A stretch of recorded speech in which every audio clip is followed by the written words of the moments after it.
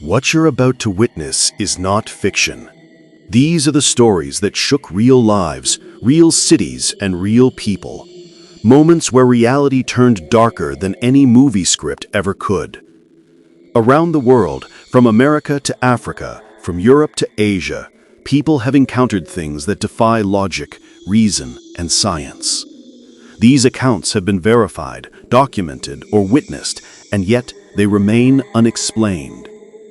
Each one exposes the thin line between the living and the dead, between sanity and chaos, between this world and whatever lies beyond it.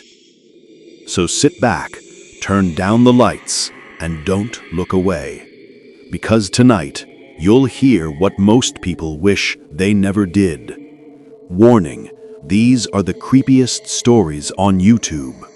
Welcome to the Dead End. Story 1. The Dyatlov Pass Incident, Russia, 1959. The Ural Mountains, one of the most remote and unforgiving regions of Russia. Endless forests, frozen rivers, and peaks that have taken the lives of explorers for centuries. In January 1959, 9 experienced hikers from the Ural Polytechnic Institute set out to cross these mountains. They were young, confident, and highly skilled. Their leader was Igor Dyatlov, a 23-year-old engineering student. He had led many successful expeditions before. This one, he said, would be no different. But the mountains had other plans. The group, 7 men and 2 women, began their trek toward Mount Otorten, which in the local Mansi language means, "Don't go there." Locals believed the mountain was sacred, forbidden, a place where ancient spirits dwelled. The hikers dismissed it as folklore.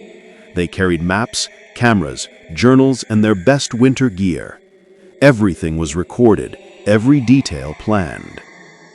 Their journey began on January 23rd. For several days, their progress was smooth. They took photos, laughed, wrote entries describing the cold but manageable conditions. On January 28th, one member, Yuri Yudin, fell ill and turned back. His decision would save his life. The remaining 9 pressed on. That night, they made camp under a darkening sky. Wind howled through the valley, snow fell thick. It was the last night anyone ever saw them alive. When the hikers failed to send a telegram by their scheduled date, the university raised an alarm. Search parties were organized. Students, teachers, and soldiers scoured the mountains for any sign. Days passed, then weeks. On February 26th, rescuers finally spotted something half buried in the snow. It was the group's tent, torn open from the inside, not collapsed by an avalanche, not ripped by animals, but sliced outward as if the occupants had clawed or cut their way out in panic. The rescuers found footprints leading away from the camp, barefoot or wearing only socks. No one knew why they would abandon their only shelter in sub-zero temperatures. The footprints trailed into the woods for nearly a half mile before vanishing into the snow. Soon after, the first 2 bodies were found near a small forest clearing beside the remains of a fire. Both were barefoot, dressed only in underwear. Nearby, branches were broken high above, evidence that the men had climbed the tree, perhaps trying to see their campsite or to escape something. 3 more bodies were discovered between the tree and the tent, spaced apart as if they had been crawling back towards their campsite. Dyatlov himself was among them, face towards the camp. Investigators noted that each body's position told a silent story, desperate attempts to survive, crawling through darkness and snow, vision blurred by wind and fear. Months later, when the snow melted, the remaining 4 bodies were found in a ravine deeper within the forest. These were not simple deaths from exposure. One had a fractured skull so severe it resembled a car crash. 2 others had massive chest trauma with no external bruising. And one woman, Ludmila Dubinina, was missing her eyes, tongue, and parts of her lips. Yet there were no signs of struggle, no footprints from anyone else. Radiation traces were found on their clothing. Cameras retrieved from the camp showed the group smiling earlier in the trip. Then later, images of darkness, snow, light streaks in the sky. The official investigation concluded vaguely, the group died due to a compelling natural force, but no natural explanation fit. Avalanche? The terrain was too shallow. Military test? No nearby base reported operations that night. Infrasound? Some scientists suggested a rare weather phenomenon that caused panic, but others whispered of something far stranger: UFOs, secret weapons, or encounters with something the human mind wasn't meant to understand. The families of the victims were silenced under Soviet secrecy. For decades, access to the files was restricted. Only in recent years were new inquiries opened. Some modern analysts suggest a rare slab avalanche could account for the panic, but even they admit certain injuries remain inexplicable.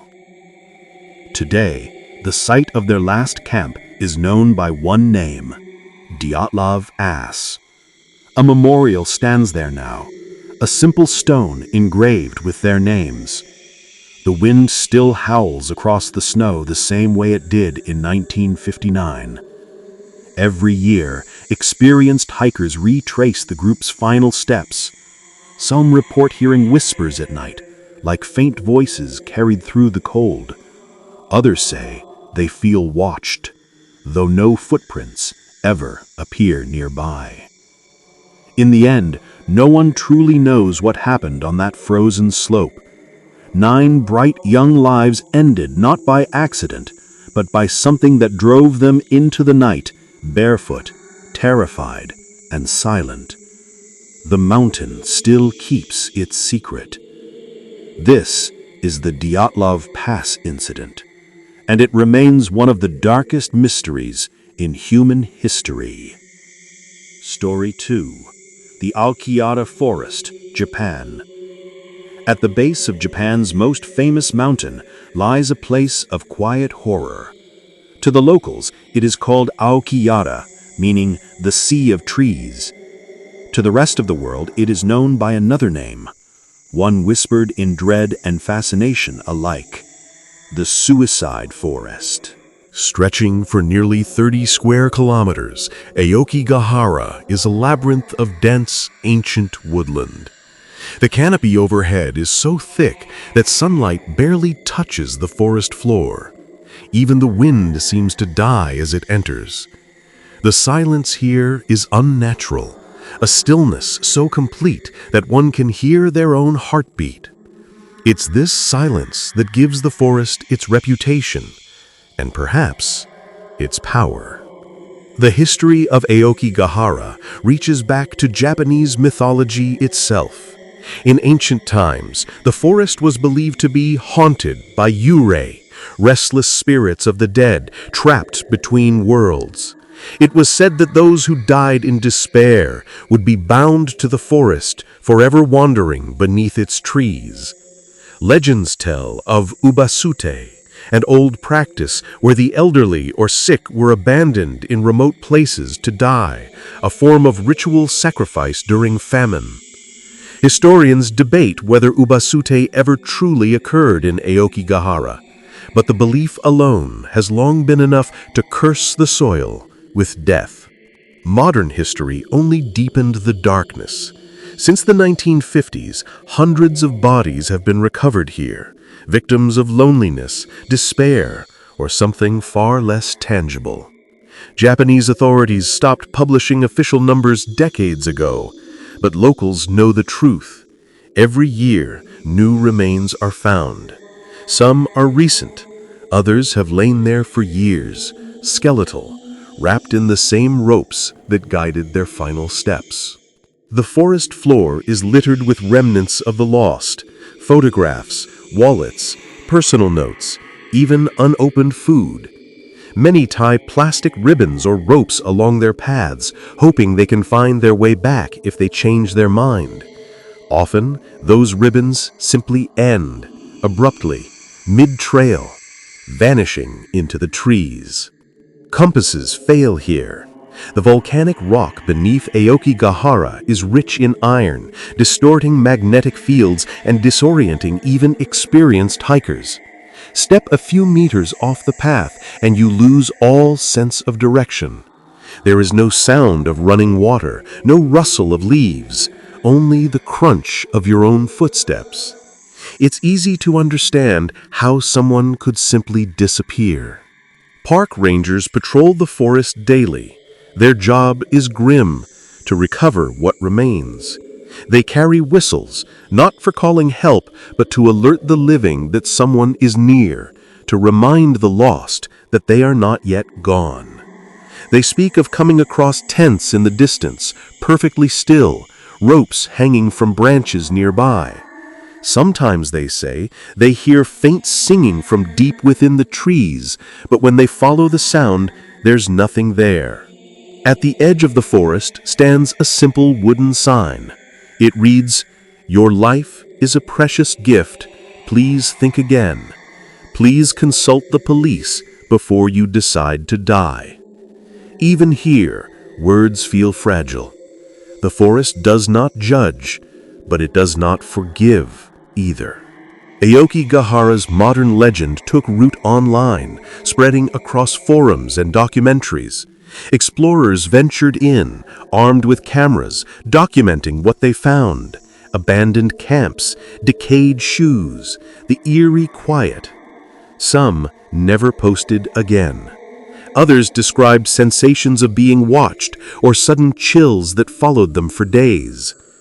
Scientists call it psychological suggestion, the power of fear shaping perception. But long before there were cameras or tourists, locals spoke of the same things. Shadows moving against the grain of the forest. Soft laughter when no one else was near. Figures glimpsed between trees and then gone. Even during daylight, Aokigahara feels wrong. The trees twist in strange, unnatural patterns, their roots curling like hands reaching from the soil. The air carries a damp, metallic scent, the residue of volcanic ash from Mount Fuji's ancient eruptions. Cell service dies within minutes, and when night falls, the darkness is absolute. No stars, no moonlight, just an endless void of black branches. There are stories passed quietly between locals about the rangers themselves. One tale speaks of a ranger who marked a path with red tape, following it deep into the forest. When he turned to retrace his steps, the tape led a different direction, looping back on itself, spiraling into nowhere. The next morning, his team found him wandering near the edge of the forest, alive but disoriented. He could not remember what had happened, only that he felt someone walking beside him, whispering for him to stop. For decades, spiritualists have claimed that Aokigahara absorbs emotional energy, that the sorrow of those who die there lingers, feeding on new grief brought by visitors. Some paranormal investigators record bursts of electromagnetic activity. Others capture nothing but static, which they insist is proof in itself, as though the forest is not willing to be seen. What cannot be denied is the feeling. Every person who has entered the forest alone describes the same thing: an invisible weight pressing on the chest, the eerie sensation of not being wanted. The forest is not violent. It doesn't reach out. It simply waits. Tour guides recommend never leaving the designated trails. The ground is uneven, filled with hidden crevices. The deeper you go, the more the paths seem to repeat. Some claim the forest rearranges itself, that even GPS devices fail when you try to map it too precisely. Science says it's magnetism. Locals say the spirits protect their home. And perhaps both are true. Today, Aokigahara remains both a tragedy and a mystery. Volunteers still sweep the area, collecting the personal effects left behind. Buddhist monks occasionally walk the trails, chanting sutras to guide lost souls home. Yet, despite every warning, the forest continues to call to those who feel unseen, unheard, or forgotten. It's easy to dismiss it as coincidence that a place so silent simply becomes a mirror for despair. But anyone who's been inside will tell you, there's something different about the air there. It's thick, cold, watching. Even the birds avoid it. The deeper you walk, the less you hear the world outside, the more it feels as though the forest has swallowed you whole. Aokigahara has stood for thousands of years. It has seen empires rise and fall, earthquakes split mountains, and rivers change course. It remains untouched, still, patient, eternal. And within its depths, countless footsteps end, with no sound at all. To this day, no one truly understands what drives people to its core, or why, even after so many disappearances, others still follow. But perhaps the answer lies in what one cannot see. Some places do not belong to the living. Some places never did. This is Aokigahara, the forest that listens and waits. Story 3. The Toxic Town of Centralia, Pennsylvania. Deep beneath the quiet hills of Pennsylvania lies a place that once thrived, a working-class mining town built on coal and community. Its name was Centralia. Today, it stands nearly empty. Roads split open by invisible fire. Smoke seeps from cracks in the earth, and signs warn visitors not to stay long. Centralia is still burning, a fire that has been alive for more than 60 decades. It began in May 1962. Just before Memorial Day weekend, the town council approved a routine cleanup of the local landfill, an abandoned coal strip mine that residents used as a dump site. The plan was simple: burn the trash, let it smolder, and extinguish the flames before they spread. But the fire didn't die. Instead, it slipped underground, sinking through cracks into the labyrinth of coal seams beneath the town. Veins of black fuel stretching for miles. At first, no one realized what had happened. For months, townsfolk saw wisps of smoke rising from the ground and thought little of it. Miners continued their work, and children still played in the streets. But the smell of burning sulfur grew stronger, and soon the earth began to breathe heat. By the late 1960s, the temperature of the soil had risen to unbearable levels in some areas. Basements steamed, gardens wilted. Then came the carbon monoxide, an invisible killer seeping into homes, silently poisoning the air. Officials tried everything. They dug trenches, flooded tunnels, even sealed off entire blocks, but the fire had spread too deep. It was unstoppable. The government began relocating families in the 1980s after a terrifying incident brought national attention. A 12-year-old boy named Todd Domboski fell into a sinkhole that suddenly opened beneath his backyard, a pit over 150 feet deep, venting toxic smoke. He survived only because his cousin pulled him to safety. That moment changed everything. Reporters flooded the town. Scientists arrived to measure the temperature of the earth. Some readings hit 800 degrees Fahrenheit, 426 degrees Celsius, just inches below the surface. The government finally declared Centralia unsafe. One by one, residents accepted buyouts and left. Churches closed, the post office shut down. Street signs were removed to discourage tourists. Yet a handful of people refused to leave, stubborn, proud, loyal to the soil that had raised them. They lived among the fumes and silence as their neighbors vanished, as their world literally collapsed around them. By the 1990s, nearly every house was gone. Roads warped, utility lines snapped, and nature began reclaiming the land. Now, Centralia is little more than a ghost grid, a map of streets leading nowhere. Faint smoke still rises from vents in the earth, and the ground hums with a constant low vibration, as if the planet itself remembers the fire. No one knows when it will stop. Some experts believe the underground blaze could continue for another 200 years. What remains of Centralia is haunting not because of spirits or folklore, but because it shows how an ordinary human mistake can transform into an endless inferno. A silent apocalypse, still burning unseen beneath American soil. Story 4. The Enfield Poltergeist, England.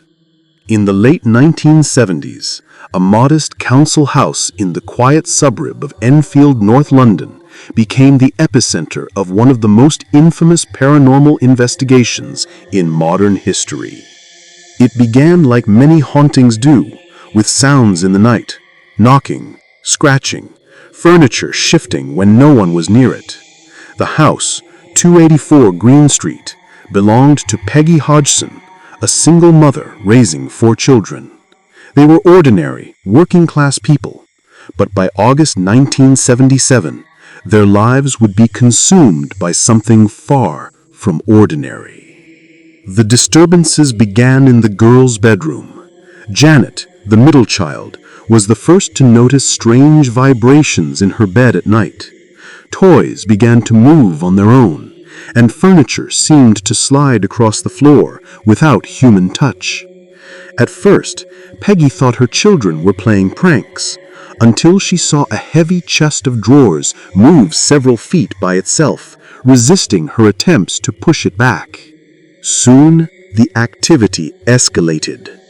Neighbors heard loud crashes echoing through the walls, even when the family wasn't home. Objects flew across rooms. Police officers called in to investigate witnessed a chair lift off the floor and glide several inches before landing softly again. One of the officers signed an official statement confirming what she saw, a record still filed in police archives today. The press caught wind of the case. Reporters crowded the street outside the Hodgsons' home, their cameras ready, hungry for proof of the supernatural.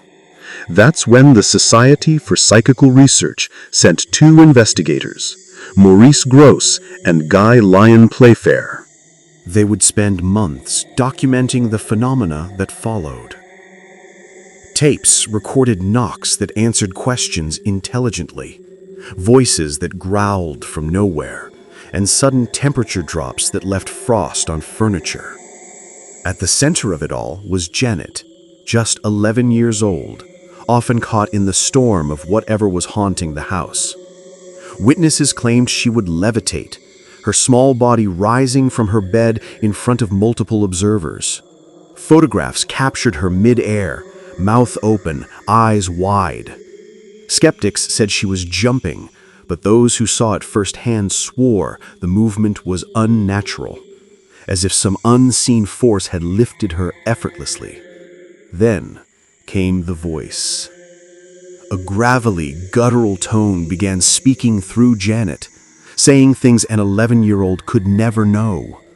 It claimed to be a man named Bill Wilkins, who had died in the house years before. The voice described his death in vivid detail, details later verified by Wilkins's own son, who confirmed that his father had indeed passed away in that very chair, in that very house. But the longer the investigators stayed, the stranger it became. Objects would vanish and reappear in other rooms. Curtains twisted on their own. Knocking patterns would spell out the names of those present, as if something unseen was mocking them. Recordings captured the sounds, but no equipment ever revealed how they were made. For nearly 2 years, the haunting persisted. Janet was sent away for tests, and skeptics accused the children of faking it. But even when they were separated, activity continued. Neighbors still heard the noises. Police still received calls. Whatever lived in that house, it was patient and intelligent. By 1979, the disturbances gradually faded. The Hodgsons returned to a fragile, normal life, but the scars remained. Janet later said she never wanted the attention, that she only wanted the noises to stop. Decades later, she still insists it was real. Investigators who witnessed it in person still speak of Enfield with unease. Some say it was the most thoroughly documented case of poltergeist activity in history. Others call it an elaborate hoax born from stress, fear, and grief. But one fact remains. Over 30 eyewitnesses, including police, journalists, and researchers, signed statements confirming what they saw in that house. And for those who stepped inside 284 Green Street, Enfield, wasn't just another haunting. It was proof that something beyond explanation can invade even the most ordinary of homes. And once it does, it leaves behind an echo that never truly dies. Story 5. The Chernobyl Shadows, Ukraine. On April 26, 1986, the world witnessed a catastrophe that reshaped history, the Chernobyl nuclear disaster. But beyond the science, beyond the radiation, beyond the politics and the cold reports, there were things seen and felt in the aftermath that no scientist could explain. Chernobyl wasn't just a human disaster. It was an awakening of silence, a kind of stillness that seemed alive. At 1:23 a.m., reactor number 4 exploded. The explosion tore through layers of concrete and steel, sending a plume of radioactive dust miles into the night sky. The nearby town of Pripyat, home to over 49,000 people, was unaware. Most were asleep. Within hours, everything they knew would vanish. When the fire crews arrived, they thought it was just another industrial blaze. They didn't know that the glowing debris on the ground was graphite, radioactive graphite, and the invisible radiation around them was already burning through their bodies. Within days, dozens of them were dead. But long before they died, something else was reported. Several workers and residents claimed to see a dark, winged figure hovering near the reactor before the explosion. A shape described as man-like, but enormous, with piercing red eyes. Some called it the Black Bird of Chernobyl. Others said it was only hallucination from stress, but those who saw it firsthand swore the movement was unnatural, as if some unseen force had lifted her effortlessly. After the explosion, strange events continued. Evacuation buses rolled through empty streets.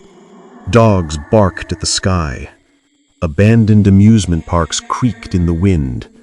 And in the thick forests surrounding the zone, wildlife began to mutate. Not monstrously, but subtly, hauntingly. Deer with twisted antlers. Birds with no song. By the time the area was sealed off, Chernobyl had become a world frozen in time. Homes still held warm cups of tea. Toys still lay on beds. It was as if life had been paused mid-breath. Over the years, cleanup workers known as liquidators spoke about the things they experienced in the exclusion zone. Tools moved when no one touched them. Shadows shifted against the direction of the light. And at night, deep inside the abandoned control rooms, They claim to hear voices whispering in Russian, even when every Geiger counter said the building was empty. Whether hallucination or haunting, no one could say. But many who worked there developed the same dream. They were standing before the reactor, staring at a light so bright it burned through their eyes, and behind it, the silhouette of something human-shaped watching them. The years passed, and nature began to reclaim the zone. Grass grew through cracks in the pavement. Wolves roamed freely where children once played. And yet even now, those who venture into Chernobyl speak of unease. Cameras malfunction. Compasses spin. Some say you can feel the hum of radiation, not as danger, but as presence. A reminder that something powerful still lingers in that soil. Radiation leaves no ghosts, they say, but Chernobyl feels haunted, not by spirits of the dead, but by the memories of what humanity unleashed and could never take back.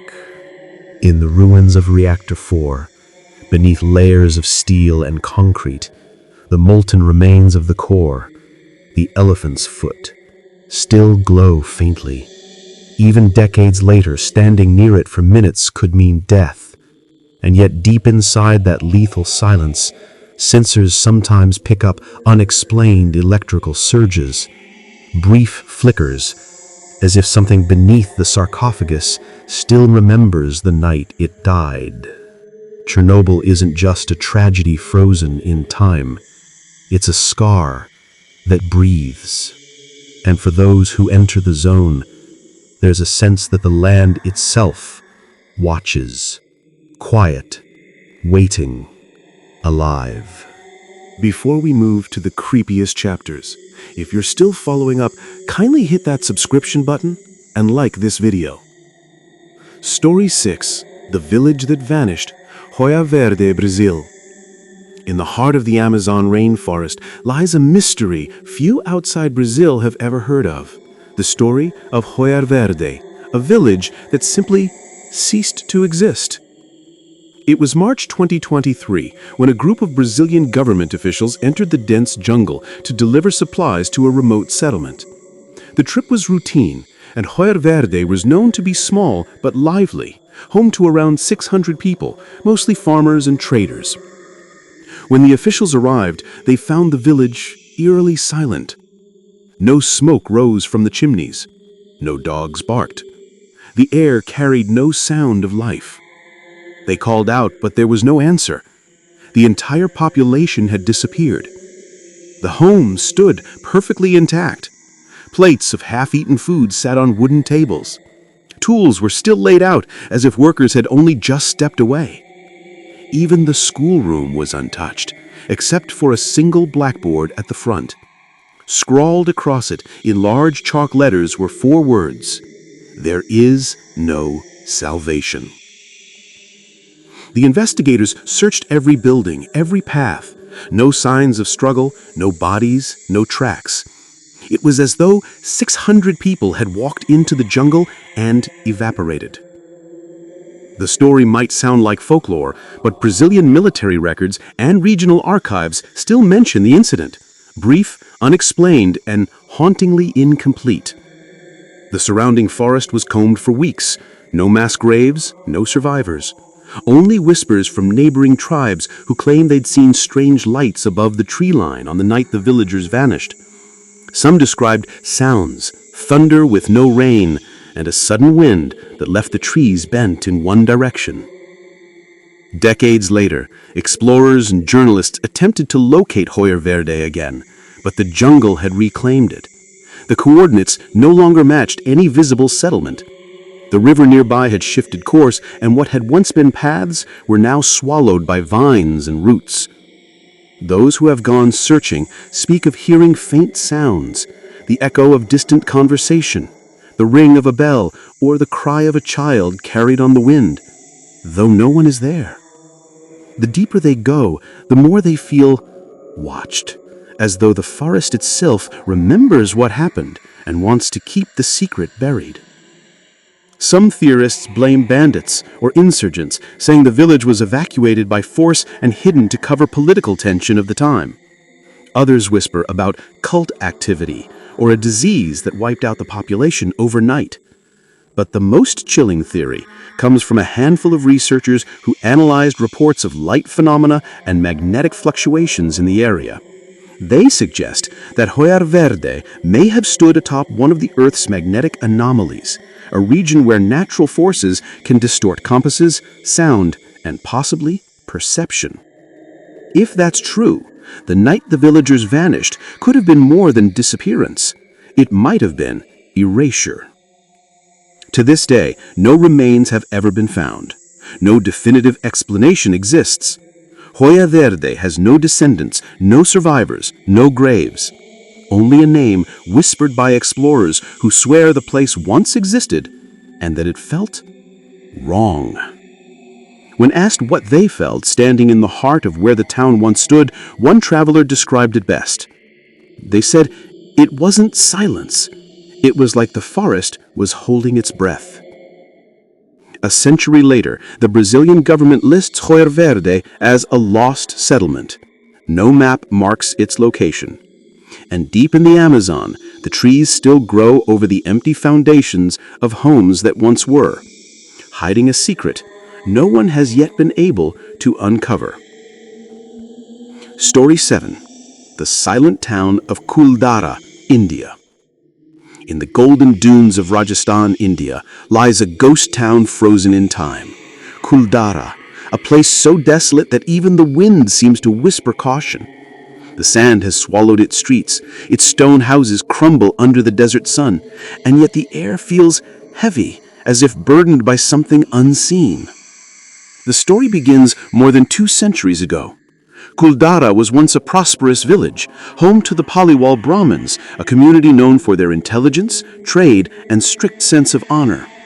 They built temples, cultivated the desert, and thrived for generations in harmony with the land. But one night, without warning, the entire population, over 1,500 people, vanished. No smoke from cooking fires, no footprints leading out of town, no signs of struggle or war. By the morning, Kuldhara was empty. What could make an entire village disappear overnight? Local legends trace the event to Salim Singh, the powerful and cruel prime minister of the ruling kingdom at the time. It's said that Singh became infatuated with a young girl from Kuldhara and demanded she be given to him. When the villagers refused, he threatened to seize her by force and punish the entire settlement. Faced with dishonor and destruction, the people of Kuldhara made a decision that would turn them into legend. In the dead of night, they packed their belongings, left their homes, and disappeared into the desert, but not before placing a curse on the land. That curse, they said, would ensure that no one could ever live in Kuldhara again. The next morning, Salim Singh's men arrived to find the village silent and empty.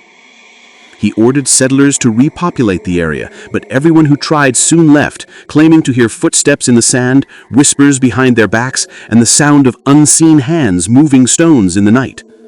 Animals refused to stay within the ruins. Campfires went cold without explanation. This enigmatic story is as unsettling today as it was centuries ago.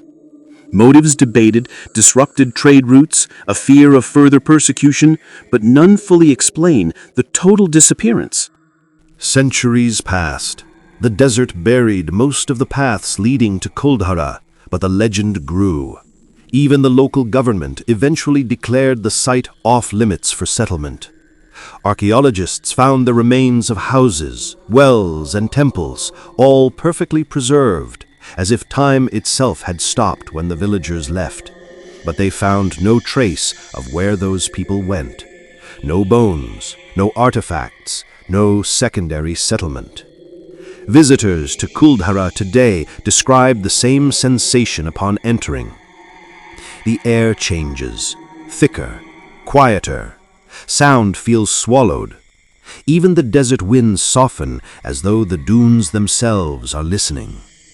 At night, Those brave enough to stay near the ruins tell of strange activity. Lights flicker in the abandoned streets. Footprints appear in the sand and vanish moments later. Some hear voices speaking in an ancient dialect that no one recognizes. Others claim to have seen ghostly figures, dressed in the old Paliwal robes, watching silently from broken doorways before fading into the air. Skeptics call it superstition, but even local police officers avoid patrolling Kuldhara after dark. Some who've stayed overnight report waking with bruises shaped like handprints, as if something tried to pull them from their sleep. Whatever happened that night, hundreds of years ago, it left behind a presence that refuses to leave. Kuldhara is not just abandoned, it feels preserved, like an open wound that never healed. By sunrise, the desert glows gold, and the ruins seem peaceful again. But beneath the calm, the sand hides a history of fear, sacrifice, and vengeance. A story carved into stone and silence. And for those who visit, the warning remains the same. The curse of Kuldhara never sleeps. Story 8. The Dybbuk Box. United States, Poland. Some stories are whispered through generations, carried like curses in the wind. The tale of the Dybbuk Box is one of them, a haunting that stretches from the ashes of war-torn Europe to modern-day America, leaving behind a trail of fear, disbelief, and death. It began in the early 20th century, in Poland, before the shadow of the Second World War fell over Europe. Among the Jewish community, there existed an old belief, a Dybbuk, a restless, malevolent spirit said to cling to the living, feeding off sorrow and despair. These spirits were trapped through sacred rituals, sealed away inside objects so they could harm no one again. One such object, according to records and testimony, was a small wooden wine cabinet. It was passed from hand to hand, its origin uncertain, its story fractured between myth and memory. But every account agreed on one thing: whoever owned it suffered. Decades later, the box surfaced again. The year was 2001, in Portland, Oregon. A man named Kevin Manis, a small antique shop owner, purchased it from the estate sale of a recently deceased Holocaust survivor named Havela. Her granddaughter told him she had kept the box locked in her sewing room, warning that it must never be opened. Manis, intrigued by the story, bought it anyway, unaware that he had just invited something ancient into his life. Within days, strange things began happening in his shop. Lights flickered without reason. Shadows moved in the corners of his vision. Customers complained of a heavy, suffocating energy. Then came the nightmares, vivid dreams of a shadowy old woman, her eyes hollow, her voice whispering in a language he didn't understand. Thinking it was superstition, he decided to open the cabinet. Inside were a few mundane objects: a pair of locks of hair bound with string, a small golden goblet, and a dried rosebud, and a carved stone engraved with Hebrew letters. He felt a chill the moment he touched it. That night, his dreams returned, darker, louder, and more violent. When he woke, he smelled something foul, like cat urine and burning metal. He soon began to see figures in mirrors that vanished when he turned around. He gave the box to his mother as a gift for her birthday. Within minutes of receiving it, she suffered a massive stroke. Terrified, Manis tried to rid himself of it, giving it away repeatedly, but it always came back, each new owner reporting the same chain of horrors: nightmares, paranormal disturbances, shadows that moved against the light, and a feeling that something inside the box wanted out. Eventually, the Dybbuk box found its way into the hands of Jason Haxton, a museum curator who studied Jewish folklore. He attempted to document its history scientifically, But soon his home was invaded by the same phenomena. Electronic devices failed, the smell returned, and every person who came near the box began to experience strange illnesses, nosebleeds, migraines, insomnia, even hallucinations. Haxton eventually sealed the box in an acacia wood case lined with gold, buried it in an undisclosed location, and refused to reveal where. He claimed it had stopped the activity, but only after performing specific rituals of cleansing and containment. In the years that followed, the Dybbuk box resurfaced again, this time online. It became the subject of documentaries, debates, even paranormal investigations. Skeptics called it coincidence. Believers called it proof of cursed relics. But those who have stood near it, museum workers, journalists, and filmmakers, speak of a strange reaction that no camera can capture. A sudden, overwhelming sorrow. The kind that feels too deep to belong to you. Today, the box sits sealed within a protective glass case in Las Vegas, part of a private haunted collection. Visitors who approach it describe dizziness, chills, and nausea. One man fainted within seconds of touching the case. Another claimed to hear scratching from inside, though the box has not been opened in over a decade. No one knows what lies within now. Spirit, superstition, or psychological contagion. But one thing is certain. Wherever the Dybbuk box goes, fear follows. And perhaps that is its true curse, not what it contains, but the idea that some pieces of history were never meant to be unearthed. Story 9. The Silent Twins, United Kingdom. Some stories of horror don't come from ghosts or monsters, but from the darkness of the human mind. This is the true, chilling story of June and Jennifer Gibbons, identical twins whose bond became so unbreakable it destroyed everything around them. Born in 1963 to Caribbean parents living in Wales, the twins grew up quiet, too quiet. Even from early childhood, they spoke only to each other. Even their parents couldn't reach them. Their teachers described them as mute, withdrawn, living in a world invisible to others. When they did speak, it was in a rapid, whispered language that no one else could understand. A secret code made of English words twisted into strange rhythms and sounds. It was their world, a language for two. But the outside world wasn't kind. Growing up as the only black children in a small Welsh town, they were bullied relentlessly.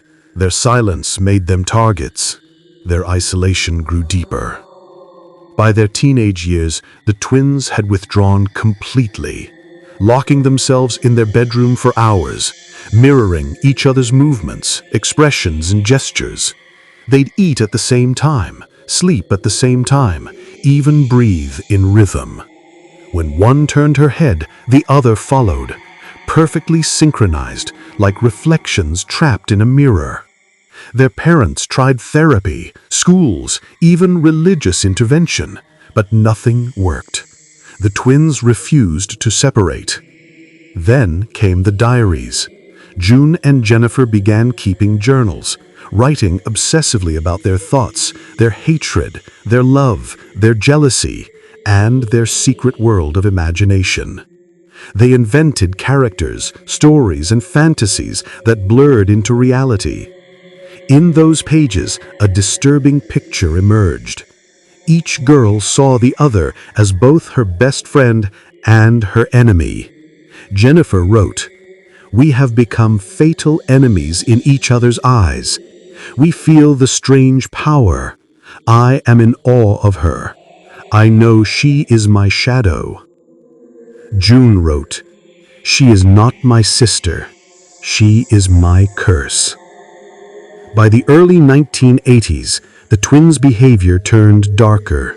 They began committing small crimes, shoplifting, vandalism, even arson. In 1981, they set fire to a local school and were caught. The court declared them dangerous and mentally unstable. At only 19 years old, they were sent to Broadmoor Hospital, one of the most notorious psychiatric institutions in the United Kingdom. Inside those walls, their silence deepened. They rarely spoke to the staff, only to each other in whispers. They refused food, refused to move unless the other did. Doctors described their connection as telepathic. If one twin's heart rate spiked, the others would too. If one refused to speak, the other went mute instantly. But under the surface, something sinister brewed. A pact. The twins began to realize they could never live normal lives together. Their connection was too consuming, too destructive.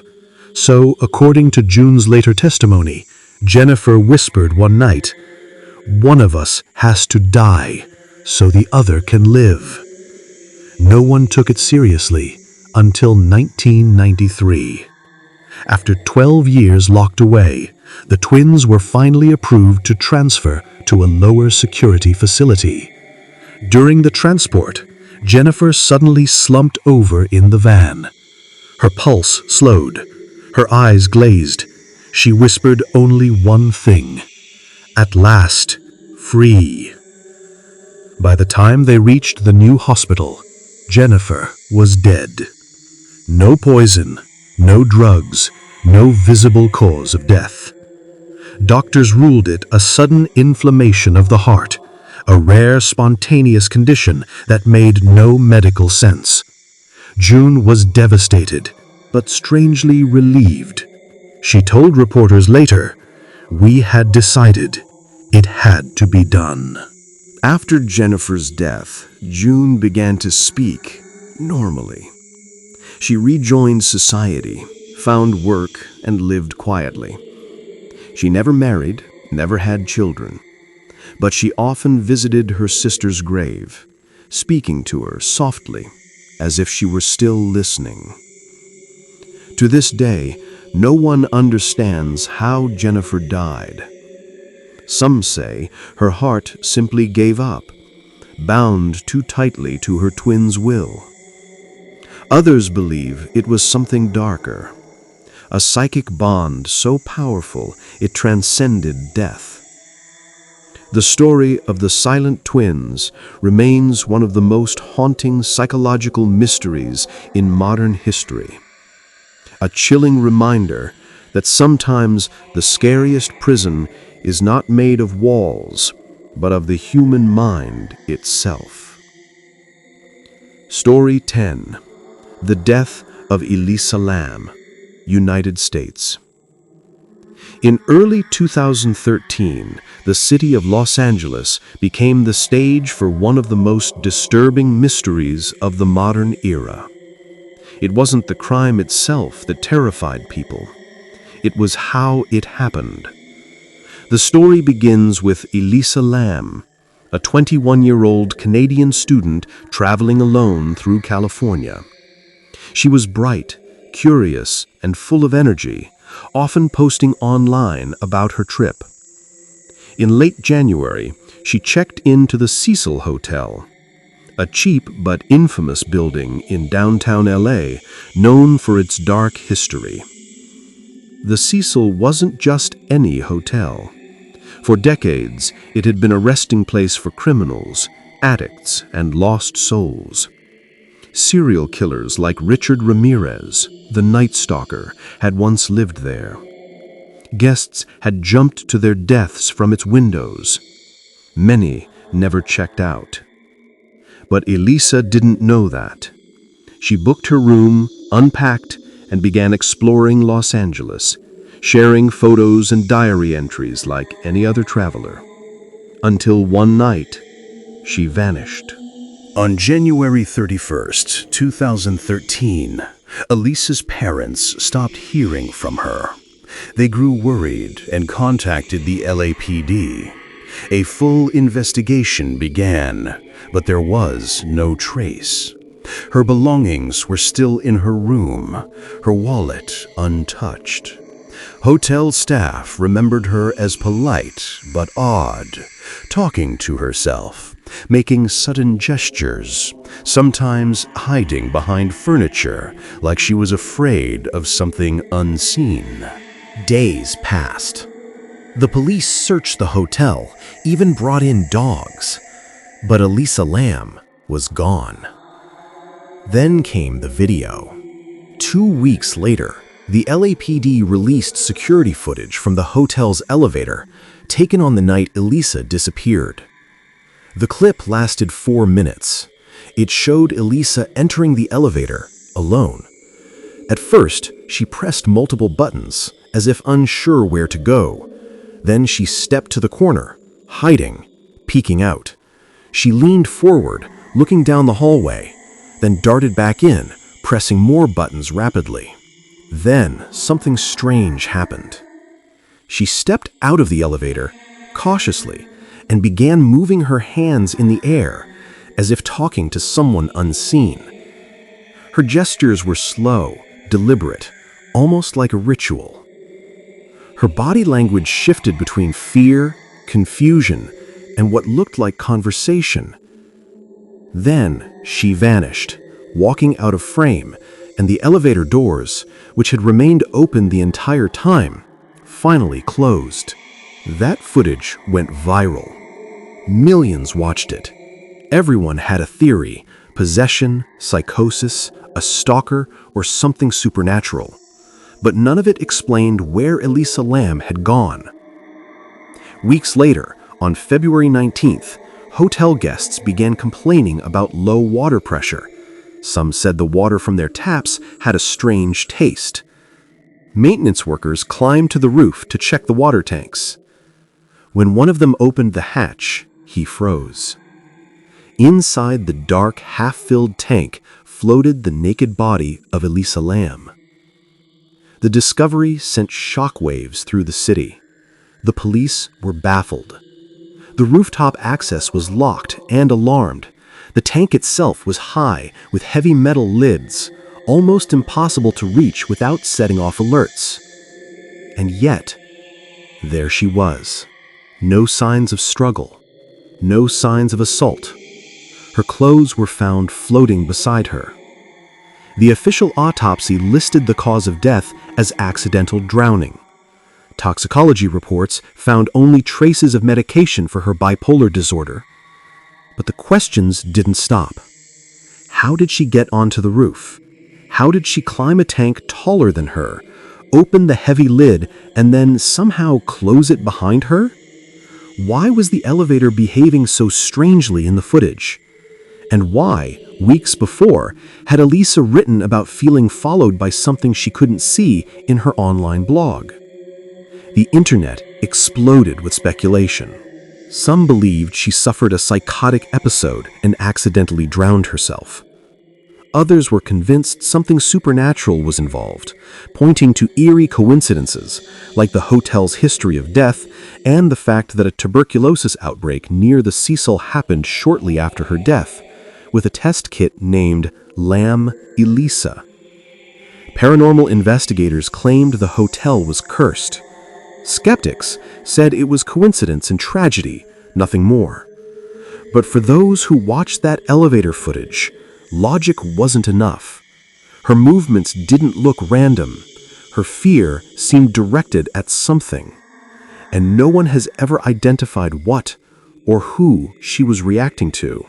The Cecil Hotel shut down a few years later, rebranded as Stay on Main, and was eventually closed to the public. Today, it stands as a monument of unease, a towering structure filled with history, death, and unanswered questions. Visitors who walk past it swear they feel something heavy in the air. Windows seem to flicker with movement at night. Security guards say the elevator where Elisa was last seen occasionally opens and closes on its own, even when the power is off. The story of Elisa Lam endures because it feels incomplete. A young woman full of life, swallowed by the shadows of a building already soaked in darkness. Her death, ruled accidental, remains one of the internet's greatest modern mysteries. And perhaps the most chilling part is watching that elevator video, knowing that for those final moments, Elisa wasn't just alone. She was terrified. You've just journeyed through some of the darkest corners of human history, true stories that still haunt the world to this day. Whether you believe in the supernatural or not, the truth is simple. Sometimes fear doesn't need ghosts.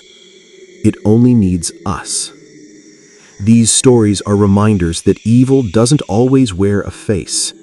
Sometimes it hides in the walls, in the water, in the silence, or even in the reflection staring back at you. If you made it this far, you've survived the night. For now. Don't forget to leave a light on, because some of these stories never end. This is The Dead End. Subscribe. Don't forget to subscribe so you can see our next episode. Until next time, sleep carefully.